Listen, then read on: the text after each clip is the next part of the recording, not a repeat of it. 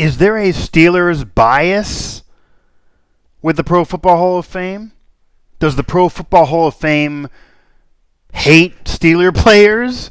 Or does the Pro Football Hall of Fame not want too many more Steelers players because there's already so many in there? Does the Pro Football Hall of Fame make it harder and tougher on Steeler players to be enshrined? I know many of you say yes. I know many of you feel there is a Steelers bias. I know that's always brought up, especially now with Faneca not getting in yet again. And yes, Faneca deserves to be a Hall of Famer. But to answer all of those questions, is there a Steelers bias with the Pro Football Hall of Fame? Does the Pro Football Hall of Fame treat the Steelers unfairly? You say yes, and I say no. Okay? I say no. And I'll tell you why in this episode of Mic Drop here on Pittsburgh Sports Live. I am your host, Mike Asti, and there you can also find me on Twitter at MikeAsti11, as you see below the nameplate there in the lower third. And this edition of Mic Drop is brought to you by Pittsburgh Sports Live, Steelers Now, and also Beaver County Auto. Now, I get the anger. Alan Faneca deserves to be a Hall of Famer. He's one of the best guards ever. He's one of the best members of a line ever. He is a consistent horse on winning teams, did everything well, made the All-Pros, made the Pro Bowls, won a championships, been a leader. There's no drama. There's no scandal. There's no controversy with him. Nothing to hold him back, really. And I totally also get Hutchinson being elected. Faneca's resume is better. Faneca's resume is even similar to Baselli, who's going to be up there and going to get in next year. Faneca deserves to be a Hall of Famer. And I do also get, and here's where I may agree with you a little bit before I get into why you're totally off base. This particular year, there might have been a bias against Faneca. You have Troy Polamalu, first ballot Hall of Famer, had to be a first ballot Hall of Famer. One of the greatest safeties of all time, one of the greatest defensive players of all time, a Teflon, perfect resume of multiple Super Bowls, excellent play all the way through from college to now. He's a college football Hall of Famer, USC, every accolade you could imagine. He was a standout elite player at his position that led to winning teams, that was the integral part of winning teams, that defensive coaches like a Bill Belichick, the greatest coach of all time, certainly defensive schemer, had to worry about, would stay up late at night worrying about, and had to scheme against. And he also revolutionized the position. The way Troy Polamalu did it, where he was really out of position all the time, just kind of was a ball hawk and just kind of tried to find the quarterback and guess the plays. Very, very smart guy, but didn't do it in the prototypical style of before him. Married kind of a corner safety linebacker hybrid position. He was almost just as much of a linebacker as he was a safety. And he had to be a first ballot Hall of Famer. And he did get the first ballot Hall of Fame nod, course, and deserved it, and you can read all about it there, SteelersNow.com. Not just Troy, though. You get Donnie Shell getting in the Hall of Fame finally, certainly deserved the spot. And you get Bill Cowher. Bill Cowher, also based on who's in the Hall of Fame, based on how the Hall of Fame does it, based on the coaches that are already there and the kind of the rubric they follow with head coaches, Cowher deserved it. I have no problem with him having to wait a little bit. It wasn't like he was a Bill Belichick or Don Shula resume, but he won a Super Bowl. He led two different teams to the big game. All those AFC Championship game appearances, yes, they maybe should have won more than they did. However, he got there, and that's an accomplishment. The division titles, the playoff years, the 160-plus wins. Did he have bad years? Is there reason to criticize him at times? Would he not be nearly as popular as he is for Steelers fans if he coached in this social media era? Sure. And as I said also, Mike Tomlin's going to be in the Hall of Fame. He's going to be a Hall of Fame lock. His resume with the 2 Super Bowl appearances, the 1 win, the division titles, the winning seasons, the playoff appearances, even though the last 2 years have not been that way for the Steelers, Tomlin's going to get in too. Andy Reid, after winning the Super Bowl with the Chiefs and his second appearance and all those 200-plus wins and those division titles with Philly and then Kansas City, he's going to get in. Mike Holmgren's going to get in. Mike Shanahan's going to get in. And it's not that these guys are wonderful head coaches that have nothing to criticize, but the rubric kind of has been in what you need to have as a resume for a head coach. 130-plus wins and 1 ring basically gets you there. Sean Payton's going to get in as well. Mike McCarthy might even have a fighting chance. So we know Tomlin's going to get there. Bill Cowher's in. Bill Cowher goes in this year. Troy Polamalu, again, first ballot and deserves first ballot just as much as anyone's really ever deserved first ballot. Donnie Shell getting in this year. And it's really going to be a Steelers fest. Buddy Parker also getting elected. He finally gets into the Hall of Fame. So that's 4 players, coaches with a Steeler connection. That are 4 men that have the Steeler lineage, the Steeler plaque, the Steeler logo, the Steeler fans. It's all going to be about the Steelers when they're elected. Troy Polamalu never playing anywhere else. Faneca did, of course. That wouldn't necessarily matter with him. Cowher had coached somewhere as assistants prior to being with the Steelers. And we know about Donnie Shell and Buddy Parker way, way, way back when the NFL was much different. But regardless, these guys are 4 true Steelers. Okay, Troy Polamalu, Bill Cowher, Donnie Shell, and Buddy Parker. Those are 4 true Steelers in this class. And Jimmy Johnson's also getting there with his 2 rings from the Cowboys and his win total, which could be higher. But anyway, he's getting in. Hutchinson getting in. Isaac Bruce getting in. And you look at the numbers Isaac Bruce put up as a wide receiver, and I'll get to that later as well when I bring up part of this Steeler bias debate and the one player that a lot of these fans bring up who's not getting in, that's not even Faneca. But Isaac Bruce, a top 5 guy in terms of yards, over 1,000 receptions, top 5 in yards, has the ring, did it with a bunch of different quarterbacks prior to Warner, did his damage prior to Warner a lot in his prime, was the number 1 receiver on a title team, another team that got to the Super Bowl. Another guy like Torrey Holt, who didn't get in but will be in the Hall of Fame, was his number 2. So Isaac Bruce definitely deserved it and had to be there. So is there really anybody then from this year's class that you could take out? And if you want to argue Hutchinson and Faneca, okay, again, I think Faneca had a better resume. And I do agree with you on this. This year, as I said, there might have been a little bias. And it's not to say there's a bias all the time, because I disagree with that notion, and I've been telling you that. You may always feel that. It's not the case. But they didn't want to have 5 Steelers and make this entirely a Steeler Hall of Fame with the exception of the other 2. They didn't want to make this, you take Hutchinson away and make basically Isaac Bruce and the Steelers. They didn't want to do that. I get it. That probably played into it. That absolutely probably played into it, and we'll never know. That there already was so many Steelers in that might have hurt Faneca for this year. But that doesn't mean that the Steeler bias or that there is a Steeler bias is hurting Faneca forever. The reason why Faneca's having trouble, and again, he's definitely a Hall of Famer, is because they usually only put 1 lineman in every year, usually at skill positions of quarterback, receivers, running back, even head coaches. And we've had all of those guys get in recent years, tons of receivers. And there's also been a logjam.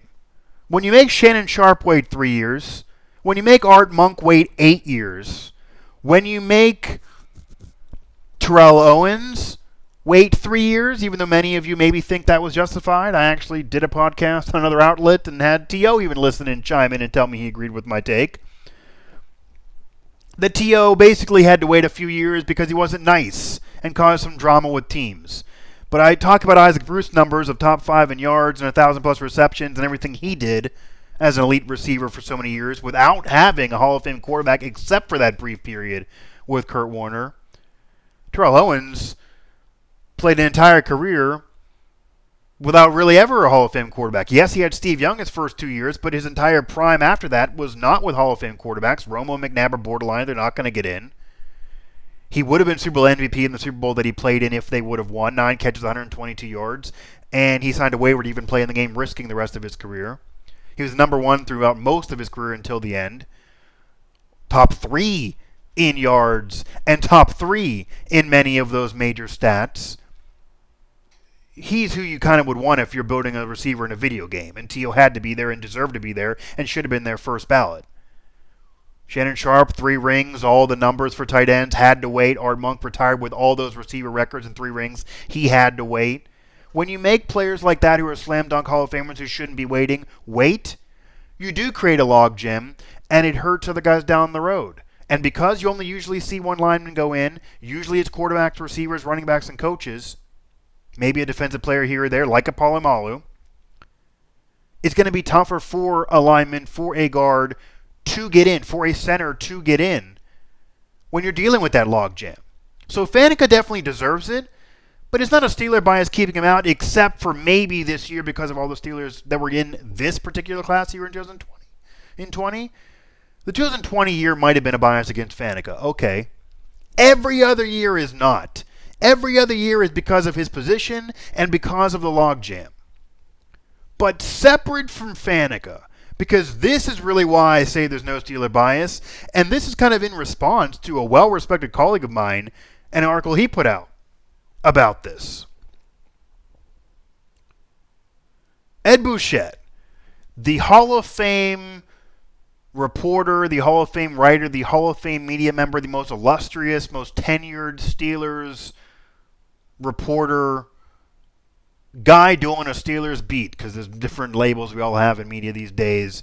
That's Ed Bouchette. He's the most respected guy in the room. And he treats everybody equally. He's one of the nicest guys around. He shakes my hand. He treats me like an equal of his when he's been covering the Steelers since, I believe, 1974.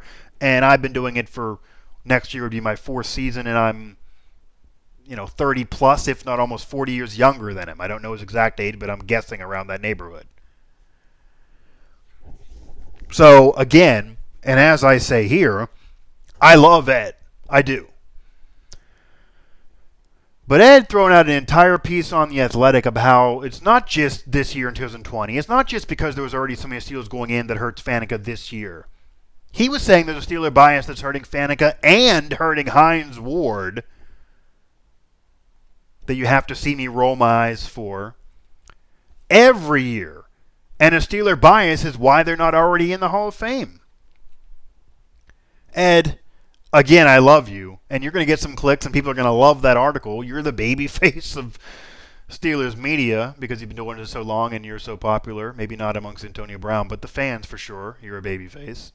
And I get it, I'm a heel. But I'm just keeping it real right now. There's not a Steeler bias that's keeping these guys out forever. I just said, and I do agree, that this year was bad because there were so many Steelers getting in, and they had to get in now, so that definitely could hurt Faneca. But Faneca will get in eventually. It's almost guaranteed, so it won't be a problem. If not next year when Peyton Manning and Calvin Johnson and Charles Woodson, many guys who got to be first ballot Hall of Famers will go in. That could maybe hurt Faneca again because you only take one lineman. But if that doesn't work for him because of all those first ballot guys, he'll get in the next year when there's a lot less opportunities in terms of other players that are available. He'll then be maybe even the headline guy. But Hines Ward, who Ed touches on a lot in that piece, he's not getting in next year. He's not getting in the year after that. And I'm sorry to say, for my money, he would never get in. Has nothing to do with the Steeler bias. And I touched on this in a past show for Steelers Now, kind of the reverse. It's on Pittsburgh Sports Live through the Steelers Now mic drop section. This would be way back, probably 8 months ago. But you can also find it in Steelers Talk or in the mic drop section there on Steelers Now. And search Edelman, search Hines Ward. You'll see this show. I made it clear even then that during last year's Super Bowl, after the game when Edelman won Super Bowl MVP or should have won Super Bowl MVP, and Edelman was so great, that does Julian Edelman deserve to be a Hall of Famer? That was the conversation, kind of always is the conversation around Julian Edelman. His numbers aren't there. He doesn't. He's never really had elite seasons consistently. Every now and then a few different years are elite, but not really. During the regular season, in the playoffs, one of the best receivers ever for sure. Multiple-time champion. Super Bowl MVP. But this is a guy who his numbers just aren't there to support it. And this is what I touched on in that show, that if you're comparing Julian Edelman and Hines Ward deserves the Hall of Fame much more than Julian Edelman. Less overall team rings, but much more individual success. Better regular seasons for sure. The numbers do give Hines Ward the edge. So everybody who wants to vote Julian Edelman or put him in the Hall of Fame, everyone who wants to be the prisoner of that moment of those postseasons, you'd have to put in Hines Ward if you're going to put in Julian Edelman. And I argue that in that show, that Hines Ward had the better career. Hines Ward deserves the Hall of Fame more than Julian Edelman, which is always the comparison, always the debate, and kind of started this from a year ago once Hines Ward became eligible, didn't get in right away, and then Julian Edelman won those Super Bowls and MVPs the last few years and been part of this second tenure of the Patriots dynasty. And this is a guy who, you look at Julian Edelman, only 3 years over 1,000 yards receiving, only one other year of 900 or plus, so that's 4 years of 900 or plus, 3 years over 1,000. Hines Ward's had a better career because the regular season, it's an individual award to be in the Hall of Fame. But just because he deserves it more than Edelman, and just because Faneca definitely deserves it and he's being screwed by the logjam more than the Steeler bias, but maybe this year was a bias if you get all of that, that doesn't mean Hines Ward is feeling a Steeler bias. Hines Ward is simply a borderline case. Yes, there's a logjam. Like it's hurting Faneca, it's hurting Hines Ward, and even more so. You have Marvin Harrison getting in. You had Isaac Bruce getting in this year. You had Randy Moss getting first ballot. T.O. had to wait even though he shouldn't have. Calvin Johnson's going to get in next year. Should be, and I imagine will be first ballot. You had to have Shannon Sharp get in recently. Tony Gonzalez had to get in recently. Shannon Sharp had to wait years when he shouldn't have had to wait. Art Monk had to get in after waiting so long, and that wasn't that long ago, even though he should have got in well prior to that. Tim Brown got in not that long ago. And these guys have to be in the Hall of Fame and deserve to be there, but there's that many players at wide receiver that have got in recently and that are even going to be in line in the future. And so many had to wait years when they shouldn't have had to wait and they should have got in right away. That created a logjam. So as much as the logjam affects Faneca, that you only get a lineman or two each year, it affects Hines Ward even more because he plays the same position as what created the logjam, as all those guys that had to wait that shouldn't have, and with so many wide receivers coming up in the future, they're still eligible. Torrey Holt is well going to get in the next couple years, I'd imagine. So that's going to hurt Hines Ward. But Hines Ward also just doesn't have the numbers those guys have. He didn't play 30, 40 years ago with some guys where maybe you don't want to worry about their numbers as much, with Dante Stallworth and Lynn Swann. He played in this era. Okay? He played in a more modern era. And John Stallworth, by the way, I don't know what Dante Stallworth, the more recent player who killed a man, the former Patriot and Redskin. John Stallworth, Lynn Swann, their numbers aren't what Hines Ward's numbers were. Hines Ward broke their records. They were on those dynasty teams in the 70s, but it's a different NFL. Okay, I get that. Steve Largent could have that advantage. Jerry Rice put up all-war numbers, but if he played in this era, they would even be that and then some. But Hines Ward played in the same era with Randy Moss, with T.O., with Tim Brown, Marvin Harrison, Reggie Wayne, who again is going to have to get in the future, Torrey Holt, Isaac Bruce, Chad Ochocinco even. The list can go on and on and on. Tony Gonzalez, Shannon Sharp as tight ends. Antonio Gates as a tight end. Jason Witten as a tight end.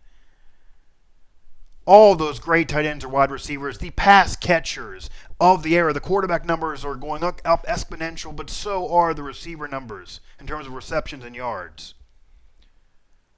So you can't say the numbers aren't there because he's somebody who played years ago in a different NFL. He played in this NFL, and his numbers just aren't comparable to the more modern guys. And he's just a borderline case. So it's not a Steeler bias that's hurting Hines Ward in particular. Maybe you could say for Faneca at least this 1 year, even though I don't think in general because of the logjam hurting him more and the fact you only give one lineman. But for Hines Ward, it's not about a logjam. It's not about any bias this year or any other year. It's the fact that he's a borderline case in general. I get there's a Super Bowl MVP. I get there's the ring on his finger. I get that he had an adequate year where he kind of was a tight end as a receiver, one of the best blocking receivers ever. He was a gritty guy. He was a team leader on a good team. But the numbers just aren't there in comparison to so many contemporary receivers of his, so many peers of his through the same era. Their numbers are just that much more gaudy than where his are. So that's going to hold him back. That holds him back more than anything. Hines Ward is simply a borderline case, not being affected by any kind of Steeler bias. So I don't believe a Steeler bias exists in terms of the Hall of Fame. Maybe this year, but no other year. But I'll give it to you guys. If it does exist, if there is a Steeler bias, because they don't want to have so many Steelers that they do, and everyone in so far, a Steeler is deserving of being there, certainly recently, is not affecting Hines Ward. Hines Ward's not getting in because of a Steeler bias. He's just simply a borderline case who's dealing with a logjam in his position and doesn't have the numbers or the resume of many other guys at his same position in the same era. Sorry, not sorry. That's keeping it real in terms of Hines Ward. He's simply a borderline case. It has nothing to do with a Steeler bias in terms of the Pro Football Hall of Fame.